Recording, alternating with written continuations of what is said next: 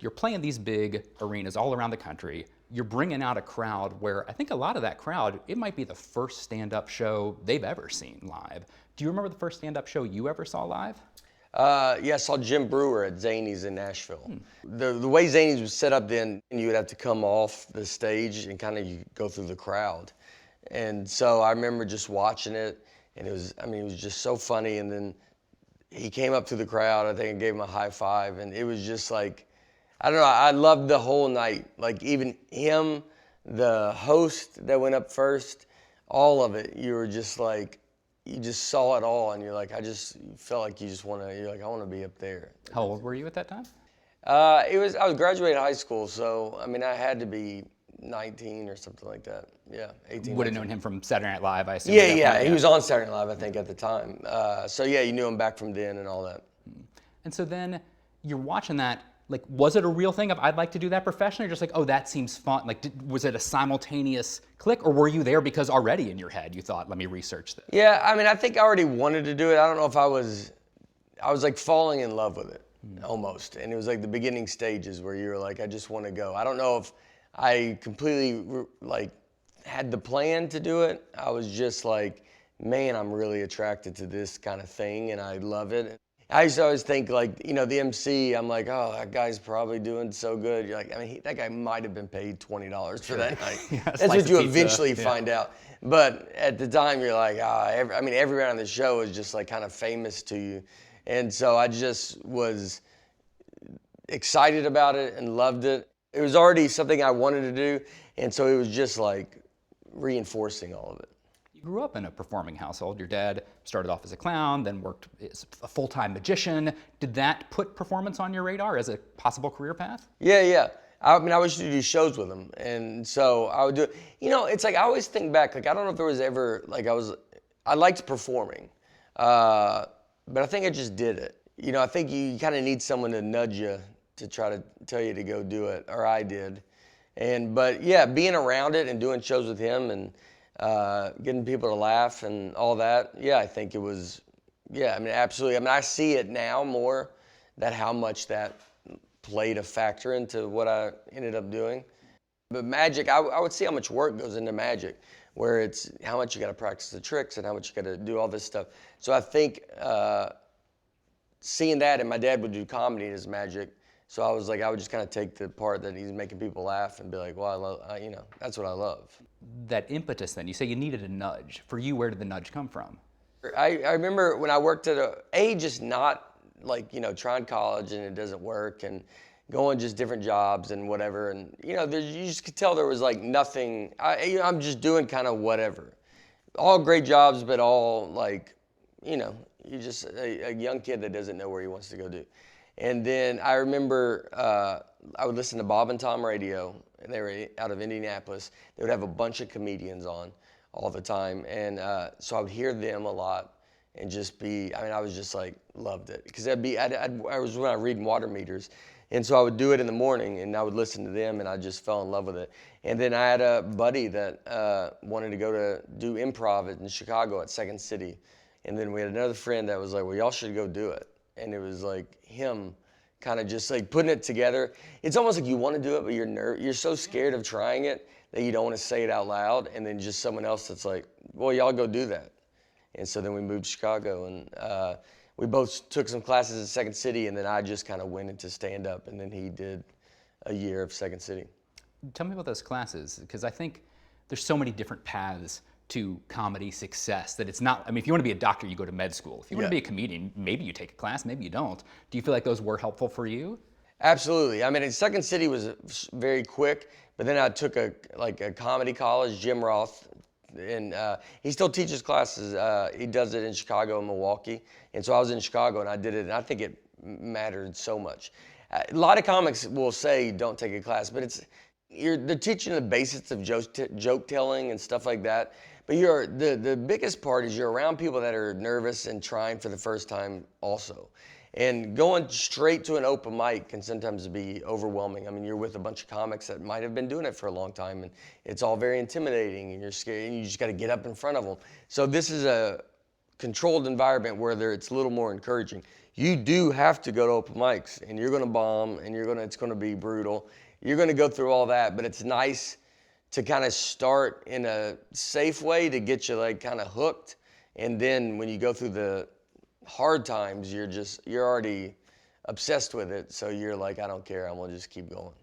These days, I'd imagine it's been a while since you've bombed. Like, are you nostalgic in some ways for those early days of getting up at 1:15 in the morning to 4 people and maybe doing great, maybe not doing great? Yeah, I mean, it's always, I would never trade it and I would never go back. Yeah, it was the best. You just didn't know no better. There's nothing better than when you don't know that there's better. I feel like I would bomb if I went to an open mic now, weirdly enough. So why do you think that is? It's just a different setting. I think in an open mic, you really learn how to tell jokes. And so you just kind of like, it's all kind of quick jokes. And you need to learn that skill set to where you get at where you're now, where I'm trying to be as conversational as I can. There's all jokes in it, but I'm just trying to be super conversational. I'm trying to make it where you don't realize I've switched topics and make everything kind of blend together. It's a different, completely different world. I think to an outsider, to look at it at least, if you take a band, like a Coldplay or U2 or something, they were doing a very different show in clubs than they were in theaters, than they were in arenas and stadiums. For you, for all of those, it's just you and a microphone. Yeah. So from the outside, it looks the same. Do you feel like you perform differently in those different types of environments? It's wildly different. It's wildly different. At clubs, I would just stand. I didn't move at all, so I would just stand. And even when I went to theaters, I was kind of doing that. And then I would kind of just start walking back and forth. So I'm really not moving much. In my head is like, it's out of control. But it doesn't, the audience won't be able to tell, but you're kind of moving back and forth. And then now we got into the round. Well, the round, I'm pacing the whole time. So you got to make a circle. And when I do that, it's helped me really, like, I don't know, just get into movements. I have cameras now because we have screens because of the arenas. I mean, I play to those cameras so much. And you get bigger laughs because people can see your expression and stuff like that. So you can really use the cameras, and I can wait and deliver a joke right into the camera. And so it makes it, I think, feel more personal. And I'm also trying to make it feel like, how can I make it feel like it's this? It's just us hanging out. I want everybody to feel like it's just me and them hanging out, and you're just being funny for them. It's a very specific compliment, but I've heard other comedians note your pauses and be very complimentary to the way that you pause. Is that deliberate? Are you really thinking about that? Or is that just natural? Yeah, that's your very cadence? nice to hear. Yeah, no, it is. It's like timing is just one of those things that you're like, I don't even know. You got to just feel it. It's all going to be different. If I do a corporate gig somewhere and it's a big ballroom and high ceilings, well, I can't hear them as good, so their laughs kind of get lost in the ceilings. Well, I'm going to be a little bit quicker in that scenario. They might be laughing the same way as an arena is, but I can't tell. When you can really hear their laughter, you can then sit a little bit more and let them come to you. Fortunately, I started that way, especially because I was in New York City, and I talked so differently and was Southern and slow, and I was following so different acts. I would have to learn how to go up pretty quick and let them hear my voice, know that there's about to be a switch from what you just heard, and I'm going to get them to come to me instead of me trying to go to all them individually. Did it take you time to find your voice in those early years? Yeah. I think I got good. I think I learned how to tell jokes first, and the voice just kind of goes and changes. And now it's like the peak. They know me a little bit more, so you can use that as your advantage. They know where I'm going. I have a joke now where I can get a laugh off of, like, it's just kind of looking, which is nice because then you're able to really use, I think, a lot of skills that you don't have at the beginning because you're trying to prove who you are. I mean, every time you go up, they're like, well, I don't know who you are. Now I can make them feel more like my friend and more conversational because I can take some liberties that I wouldn't have been able to take when I was younger. When you're hosting something like the Emmys, does that kick back in again, where all of a sudden, that night at least, it's not people who bought tickets to see you, people are tuning in who might not know you. Do you feel like you have to win over a new crowd all over again? Yeah. I'm going to still get it into my rhythm of what it is, but very much so. And I will have to go prove myself very early that night, and I'm prepared to do that. Like Saturday Night Live, when I hosted for the first time, it was that. I came from Oklahoma City in their arena to Saturday Night Live, but I knew, even though I was in front of this arena, in front of all these people that were there to see me, I knew I was going to a world with television, SNL, and the more mainstream kind of place that there's people going to be watching that do not know who I am. So I can't go in with this energy of like, I'm doing arenas, man. Like, I need to go win all these people over. So when I went and did that set, for the first time, I went to all the New York clubs and I ran it all week just to get back into like a club rhythm. And I needed to get tighter, so I needed to just come in and be like, bye, bye, bye, bye, bye. And the Emmys is that exact same situation. I'd imagine a lot of people watching it, you know, even if they either don't know me or they're like, maybe, they don't really know me. And so it's, let me get there, I'll reintroduce myself to this new audience and try to grab them, and then try to take you along for the ride for the rest of the night. When you look back at that first SNL appearance, what was the aftermath of that like? Did it turn into a career milestone in terms of sort of putting you on a different level, opening you up to a new audience after that? Yeah, absolutely, yeah. I mean, people started wearing George Washington stuff. People come up to me now, and you could just see how much more people will come up to you and say SNL or George Washington sketch to me than they do even my stand-up. It's probably the biggest thing I've done, in the fact of just so many people seeing it. You see it on memes, you see it unattached to you, and so it completely changed everything. And we were, I was very proud to be, as a stand-up, I made it to the arenas with just a kind of a traditional, no big, you know, doing Tonight Show and stuff like that, but nothing crazy had really happened. But then when I got to SNL, like we had a show in Indianapolis, I had to reschedule that weekend, and we had one show at the arena. And then I do SNL, and then when I went back to Indianapolis, a few months later, we added an entire second show. And so it was that's how much it added. When you're in those early days and you're working on your voice, were there other personas you experienced? Was there Nate Bargatze prop comic ever? Were you ever working dirty? Or like, did you pretty much lock into what worked well for you? I was never really dirty. I was always going to be clean. I think that helped me because it's with writing, it's like it's the only way I've thought. So I don't even have to, it's not like I have like dirty jokes that I have to not do. I just don't think in that direction. But yeah, I would sound like, you would really sound like a lot of other comedians. In New York City, when we were out there, a lot of comics would sound like David Tell. And because he was just one of the best comics ever. And we'd all watch him every night. And you could end up getting into his rhythm and sound it. Brian Regan's another one. Seinfeld, I assume, has got a way of speaking. Yeah. And so when you would see all of them, and you would go. I mean, I remember Brian Regan at one point. I realized I was like, I gotta stop watching him, because I could tell that I was using his. You know, the way you make people laugh is kind of what that's your essence. That's the thing that you got figured out, and that's the hardest thing to figure out, is what you do to make them laugh.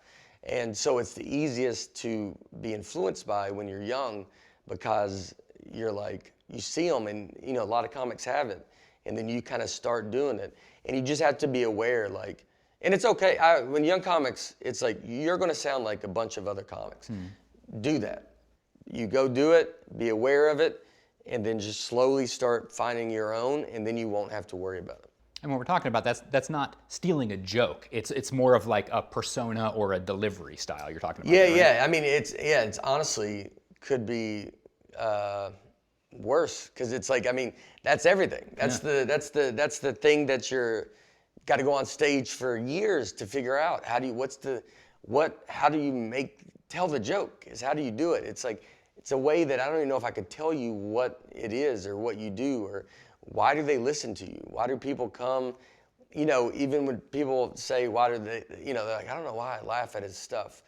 Like, some of it doesn't, if you read it on paper, it might not seem funny. It's like, yeah, well, that's the thing that you got to go get over the years. Writing jokes you got to learn how to do it, but that becomes quicker. It's the grind of just being in open mics and being in bar shows and clubs and all these different situations, that's where you really learn how to tell a story or a joke. A lot of your jokes are at your own expense. It's about you being dumb. Your book is called Big Dumb Eyes. And yet when I hear you talk about comedy, it is smart almost to a surgical level, where it sounds like you're going word by word. You're very specific about it. Is that accurate? Are you really crafting every sentence of every joke? Yeah. I mean, I'm very, very prepared. Yeah. I got to know how to get out of each joke. I always just say, like, when you tell a story or a joke, you just want a bunch of exit ramps. So there's ways I can get off. So if this story doesn't feel like it's going as good, well, I might not want to take it all the way to the end. I need to be able to get off and then get into something else. So you kind of build these little things, and if the crowd's amazing and they're getting it, well, now I can go as far as I want because they're so good. Plotting all those exit ramps, that's not a dumb guy thing, just so you know. No, That is yeah. a smart guy thing. I hate to tell you.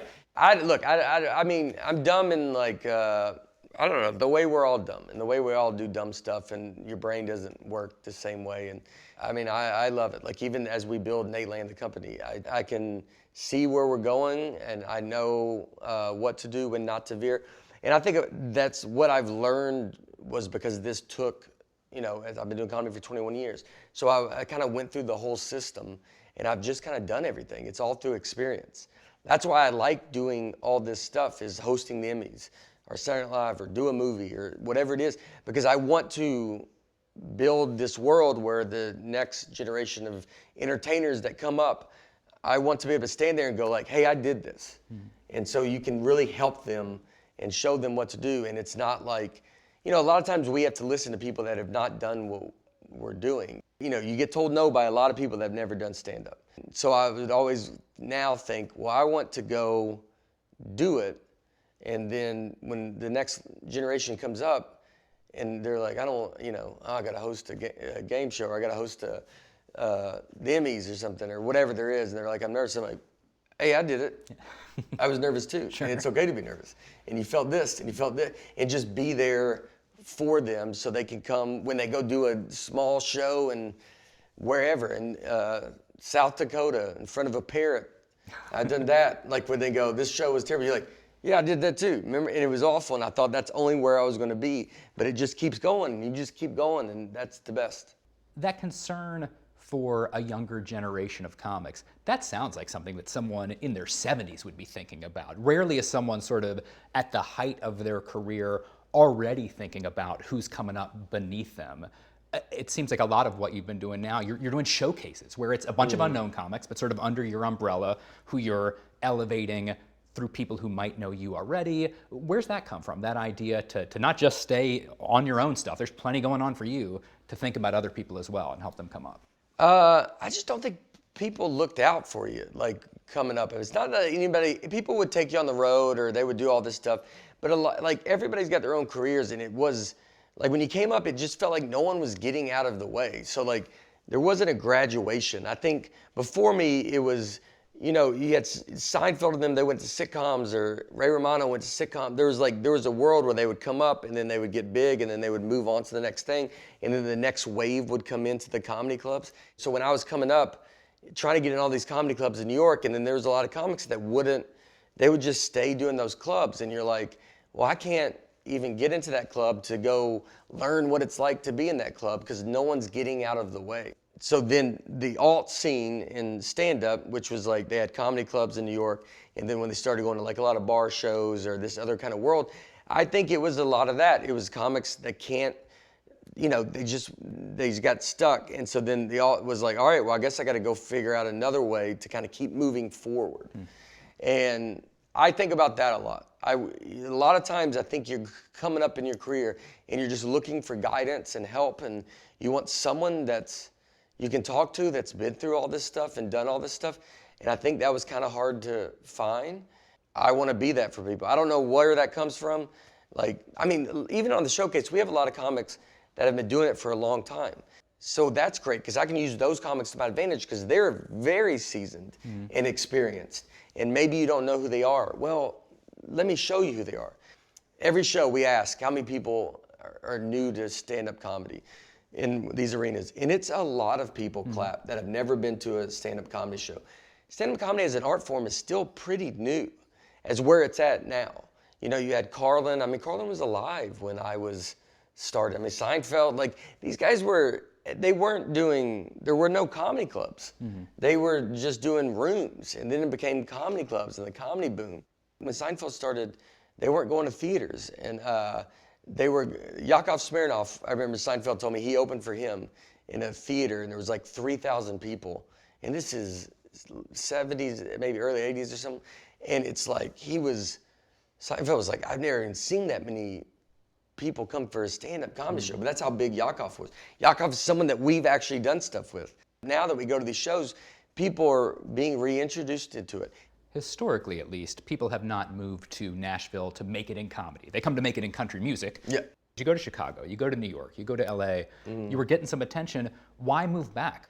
You know what, I always thought it was the first thing I did that wasn't for me. I wanted my daughter to grow up in a normal situation, as normal as it can be. And so it was like, all right, let's move back. And when I moved back, I just didn't tell anybody. And were you worried that there was going to be an impression that like, well, he moved back to Nashville, he's given up? And that's why I didn't tell anybody, is because I thought they would think I would quit. And I was so scared of that, so I just didn't say anything. And then honestly, with social media, the one thing that helped is you are kind of in people's faces and you're kind of seeing where everybody's at and what they're doing. So even if you're not physically seeing them, you're kind of able to keep up with them a little bit more, and it shows that you're working and you're doing stuff. And I also thought for writing, me coming up with stuff, I didn't want to just have material that's very New York or LA or industry-based material, or these situations that were not real life situations. So, you know, we lived here and we're in a cul-de-sac, and everybody in our neighborhood's like, no one's really this industry-driven neighborhood. And our daughter goes to school and she goes, you know, it's all very normal interactions. And as a comic, it's like, well, that's what you need to talk about the most, is just the normal relatability stuff that you can do. Do you worry about that now with more and more success, that some of that relatability might go away? How do you maintain that today? Yeah, stay aware of it, stay super aware of it. It helps that I've been here the whole time. So I was there when I performed for one guy and had no money and slept in this couch, and then to 21 years later to where it's all at now. So I appreciate everything. Even every time I go to an arena, we were just at the Boston Garden, when you go up, I cannot believe that anybody in Boston even knows who I am. And I look at myself as it's a service. I'm selling you a product. So I got to be better than I was the last time. If I want all of this to work, I don't want to take advantage of that audience. The audience pays a lot of money to go to these tickets. It's a whole thing for them to go. So I'm winning them over every single time. Their expectations are higher every time, so I need to be better. I'm not owed this career. I have to go keep it and get it every day. It can only go down if you take advantage of it. I wrote this last hour before I taped a movie and all this stuff, because I don't want my stand-up to be about I was hanging out on set the other day. Yes.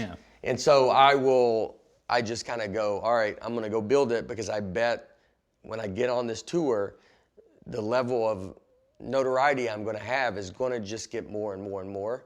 And I'm going to be in more unique situations, and I don't want to talk about those situations. So I was like, let me just go pound it out and write it.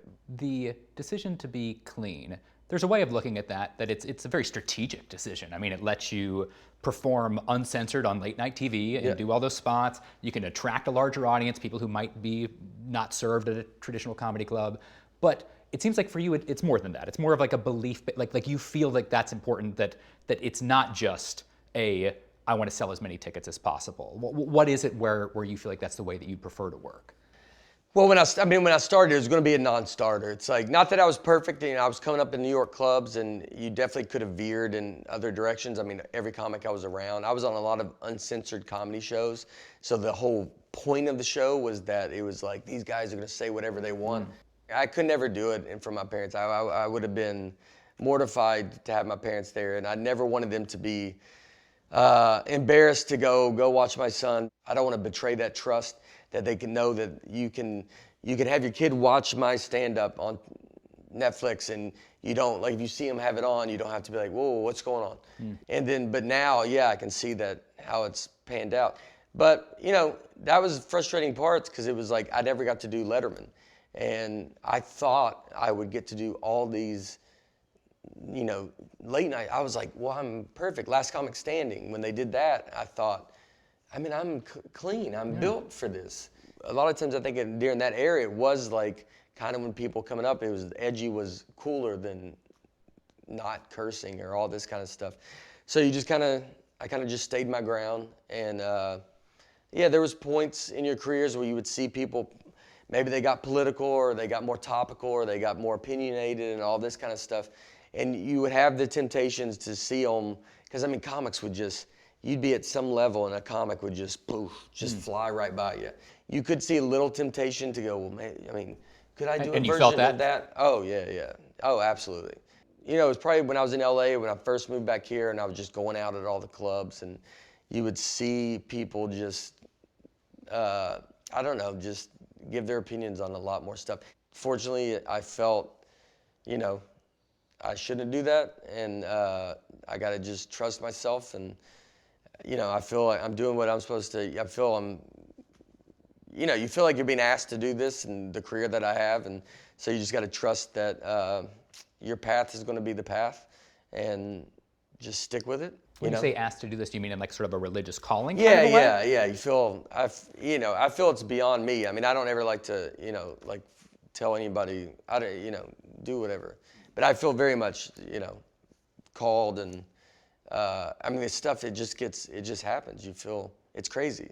Why would I stay this path? I go back to look at every single thing and all the little temptations of, and I was not perfect at all. Like, I made bad decisions, and I used to drink, I used to do all this stuff. And then you can just see it now. And like now, as it all like pans out, it's like insane that you just, this door opens and you're like, oh, that's crazy. And that was a door that was like maybe a fantasy that I didn't even think I could do. Doing arenas was, I mean, I kind of had a fantasy of playing Bridgestone Arena in Nashville when I first started. I didn't think I could do it. And then you do it. And then you're like, that's crazy. And then, so now it's like all this stuff that you kind of have, you just feel like, you know, you're being asked to go do. So it's like, and it helps actually take the relief off myself, because I don't feel it's about me. Like, I got to just go do, I'm just doing shows. So everything else is kind of taken care of, and it's going down a path. I just got to be the best version of what I'm doing in the moment, and just follow along where I'm supposed to be going, and just trust, you know, just trust that the path is there. You mentioned that you used to drink. Was there a point where that became a problem for you? Yeah, it was like when I was doing clubs, I could tell that it was just I was not going to get where I wanted to go. It was, you know, I wasn't the best at having control of it. I have it with food now that I'm trying to work on it with, but I'm not the best at stopping myself and, you know, having a reasonable relationship with it. If I wanted to go where I needed to go, or I felt I wanted to go, if this is in my way, it's not going to happen. I mean, like, when I think back about all the stuff that I didn't get, like maybe I auditioned for movies and all this stuff early on, and it's like, I mean, it's unbelievable that I didn't get this stuff. Not that I should have got it or whatever, but it was just like, it was always dirty, it was always down. I mean, I just would have gone down just such a different road, and I mean, I would have stayed clean as a stand-up or whatever, but now I'm in so much more control, and so I can go in, and when I come up, if I write a movie or if a movie gets brought to me, I can very much be like, it's going to be this way that I want it to be, or I mean, I don't have to do it. That's why I thought my Saturday Night Lives did good, because I was able to go in there and go, I'm not going to curse, and I'm not going to be political. And it just gives people direction. If people have direction, they can go right towards that direction. It's when you're like, you can do whatever you want. That's very hard to write for. And that's where with Nateland, like, it's like, yeah, you have to be clean. Not everything's going to be where if you're a Christian, you're going to say it's completely the clean way you might want it to be clean. I can't please everybody. I'm going to live in a PG-13 world, and I'll do my best in what just I can feel like I need to go do. But it's a great tool for comedians to know how to be clean and how to work. And I think when comics come up now and they're on YouTube and there's no restrictions ever really, and then they can go to Netflix where you can kind of say whatever you want, and you go down a path that like, you know, you don't know how to be, that professionalism, and that professionalism is what I think made old Hollywood and all that stuff so great. So it's just a matter of like kind of, I think, bringing that back. You just shot a movie. What was that like? It was amazing. I liked it more than I thought. I was very busy. I was in every scene, so I think that was good.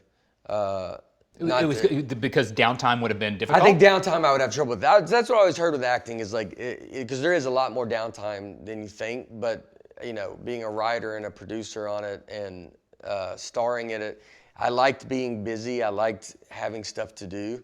And that's how it's always been for my career, is you're always kind of on the go and going. So I think that very much helped me enjoy that process. We were touring during it. So I mean, it was long. It was 12-hour days all leave week. Set, go play an arena, and come back. Yeah, yeah, and then come back. And I enjoy that it's chaotic. Like I love that it's like insane. But I'm going to have to figure out some kind of routine. It's all about routine. Yeah. I just need some. That's all I talk about to everybody. Is like I have no routine. I have no schedule. It's like comedy doesn't. It's just all chaos. And so now it's like I'm seeing that like I need to have some structure if I want to elevate and get into this professional world and this business world. Is like you got to go at it much differently. So much of stand-up is figuring out who you are, and then the act is Nate the person. When you're playing a role in a movie, that's you're acting as another person who I think was probably based off of you. Yes. But like, and did that help that it's like you're not, you know, doing We eased into it. Okay. Yeah, I ain't crying in this movie. I can tell you that. In the movie, I have 3 daughters, and you know, I have 1 daughter, but it's Oh my so. gosh, give him the Academy Award right now. Yeah, I go. So, Oh, wow. yeah, Okay. yeah, it's pretty crazy. Wow. Yeah, there's a lot of buzz about it. I'm kind of being myself, and I hope to gradually be able to go a step farther. And that's the thing is like with the movie, I mean, I see with picking movies in my head, honestly, like it's not like I want to act forever. It's like, but with what I want to build with Nateland as a company, I want to pick movies strategically. We're fortunate to get to a place where I can choose movies now. So, all right, this is a great one to start with because it's going to be very familiar to you in how you see me. And then the next one is like, all right, well, we can maybe go a little bit different, but I want to pick movies that just move me forward and what I want Nateland to do. I want Nateland saying, you know, or saying at it is like good, clean, funny, but I think we can good, clean, scary, good, clean drama, good, clean action. You know, I don't know, I'll probably make plenty of wrong moves, but the idea of it is not just about me being a movie star. It's about, I think about what I want to build, and I want to make movies for the next generation. Especially with how well things are going right now, it would be very easy to get caught up in the present. Like, hey, this is great. Why think about anything else? You sound very focused on the future. What do the rest of those plans entail? It sounds like making movies, specials. I've heard potentially a theme park. Is that all part of the plan? Yeah. The theme park. I mean, yeah, we're figuring it out. It's moving along. I mean, you know, even talking. I worked at Opryland theme park here in Nashville when I grew up, and they closed it down when I graduated high school. It was my first job. I was always very disappointed they closed that down. I like when I go to shows that everybody can. We have people put pictures of like 5 generations of a family at a show, or 4, you know, where it's like a 10-year-old to the grandfather, great-grandfather, whatever, and they're all at my shows. Well, I love that they can all go do that together. And going to Disney World or Disneyland, or when we went to Opryland, you do these things with your kids and you get to watch your parents have fun and laugh and all this. That's the bonding stuff that I remember growing up. I'm competitive. If I'm being competitive, I just see a lane that I don't think is being utilized. So I'm going to just go after that lane pretty hard. But the lane you're talking about is everybody. It's everybody. That when I started comedy, you would have comics be like, why, you know, I'm not for everybody. Why would you, I understand it now because you need people not to be for everybody. When George Carlin came out, he needed to be there. When Chappelle came, these guys needed to be there for those reasons. I'm not against those reasons. You're going to need comics in the future to come be those comics. So we do need those, but we also can be for everybody. I'm not going to be able to go to every city in America for the rest of my life. I want you to be able to come, and if you and your wife and your kids are 11 and they want to go run off on their own for a second, because man, you know how exciting that is for those kids, and they can run off from you and they can go be on their own for their first time, or when they're 17 or 16, you go drop them off at a theme park, them and their friends, and you just come back and pick. You used to do that at malls. Your parents would drop you off at a mall and you'd go walk around with your friends. Those were some of your funnest memories. Well, you should have a place to do that now, and the parents can go do whatever they want to go do. They can go out to eat with their friends, and then when it's 10 o'clock, it's send a text to everybody, get in the car, we're going home, and then we go home, and it's just a pleasant night out. I mean, at this point, I think it would be foolish for anyone to bet against you, but I would like it. Yeah. But no, I'm joking. But so I will not bet against you. And should this open, I assume that you'll have a video you can show at the visitor center of a bunch of different interviewers being like, theme park, really? Yeah, yeah. But to join that chorus, it's such a big swing. I think that's why it elicits that reaction in people. It's like, oh, and it's a different skill set. What are you doing outside of philosophically that makes it that would be a fun thing to exist? How do you actually build that into existence? What do you do to make that happen? We just went and we did it. I mean, I don't want to talk about so much more, but it's in farther process. than people think. Okay. Huh. It's beyond when people are like a theme park, and you're like, well, we're deeper than that. We've done studies where Nashville is a city that can sustain a theme park, a full theme park. There's not a lot of cities that can even do that, but Nashville did. And we have Dollywood. Dollywood is 2.5 hours away, great theme park as well. So you have these kind of markets you go look at. We're one of them that can do it. Nate can become a studio. We can shoot movies there. I mean, I'm not inventing anything. It's Universal Studios. It's all this stuff. You can film movies there. We can film, TV shows, whatever people want to go do. We can start doing that and building it and filming it there, and then have it be a brand that that you understand what it is, and then have a place for people to go. And so so many people are coming to Nashville right now. Nashville is an awesome city to come to, but right now we don't have a ton of stuff for families. It's there is stuff. There's Broadway with the bars. There's Broadway with the bars, and that's what kind of everybody knows. And so you want to build this other aspect because so many people want to come here with their families, and there is stuff to go do. We got a great zoo. You got all this stuff. Build it to this city where we can. Nashville's exploding. Where Titans are getting a new stadium downtown. This whole downtown is going to be unbelievable in 5 to 10 years, and so it's. Let's make it be where people are here, and it's a community, and when they come here, there's pride to it in the state of Tennessee, and I love being from Tennessee. I grew up here, and I love it. I hear that pride in the act for sure. Where there's a lot of comedians or entertainers who I might not know where they're from. I don't think I've ever seen a performance of yours in which Tennessee hasn't come up multiple times. That sense of place, why is that important for you to convey that to an audience? That you're telling those stories. Do you feel like it's a place that there's parts of the country that are forgotten about? To continue to bring that back throughout from special to special. Where's that come from? Well, I mean, the beginning was just because it was if I sounded like this, I was I had to tell you where I was from. But I mean, I just loved the way I loved, I still friends with all the people I grew up with. And I always loved people going home. I love it. Not that you have to live in Nashville, but I mean, it's, when you always hear people would move back, I moved back home, and I would to Jersey or to wherever. And I always liked it. I always liked people going back to where they were from, because it was just awesome. I knew I always wanted to come back here. Even when I moved, I was I'm going to do what I have to go do.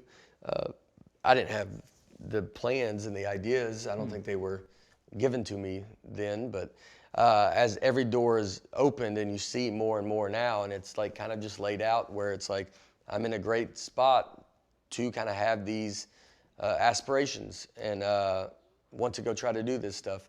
and a place that can sustain it. Part of those future plans, right now you're the top touring comedian in the country, and yet you're considering wrapping up the touring. Tell me about that. Like you have a plan for when that might finish up? Yeah, I mean, I do. I mean, look, it's like I'm nervous about it because I feel like I don't want to, but then I feel like the fact that it's in there, I mean, you know, I don't know if I completely think of all these ideas. Like, I feel like all the good ideas are not my ideas.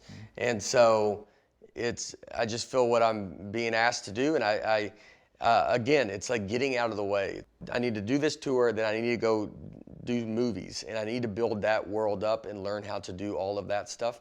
So I'm going to dive into that aspect of it, especially after this tour, and start making movies and try to make the movies always elevate a little bit more, and then go through that world.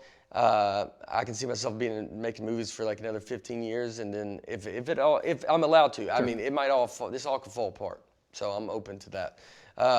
But if I can go do that and then stop that and be out of those movies and then be able to fully run Nateland and the vision that I want it to be, it's just like stand-up comedy is like, you have to think about it all day, every day if you want to do it. And so I can see that the creativity that I have in the mind and the way everything works, I flood it all into stand-up.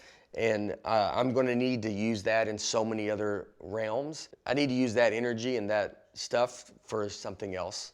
And if I did it and try to do both, it's going to hurt the stand-up. And I don't want to hurt the stand-up. I want to be able to, whatever I'm doing, give the full force to and dive into it and not ever feel like I can't stand in front of something that I did and be very proud of it.